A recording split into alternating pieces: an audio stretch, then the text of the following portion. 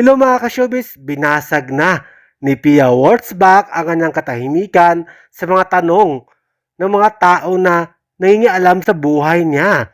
Tungkol sa mga tanong na mostly ang tanong talaga ay kailan ba siya manganganak? Sayang daw ang lahi ni Pia Wurtzbach kasi ang gwapo ng asawa niya. Marami din nasasabi na sayang daw ang lahi, puro lang trabaho. Dapat mag-focus muna sa buhay may asawa para mabuntis. Yan daw ang mga sabi ng mga taong nangingialam sa buhay ni Pia Wurtzbach. Kaya naman, ito ang sagot ni Pia sa mga taong yun. Ito ba ay sampal o supalpal ni Pia sa mga taong nangingialam sa buhay niya? Narito. Sayang, puro na lang trabaho. Ba't nag-asawa ka pa? Kailan ka ba magkakaanak? I'm sure some of you narinig na rin yan.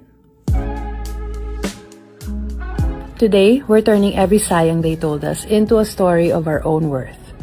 Because getting ready isn't just a routine. It's a reminder that your story is yours to write. Para sa ibang tao kasi, niisip nila na sayang dahil hindi mo finalo yung usual na path. Para sa akin kasi, sayang ka doesn't apply when you're living your life in your own terms. Pero I'm sure ang dami sa atin na naririnig niyan. Lalo na eto holidays na, ang daming mga family reunion. Maraming magtatanong sa inyo, sa atin. Uy, kailan na ba? Sayang ang lahi. Ganun. Yun, meron talagang mga times when people say, sayang, beauty queen.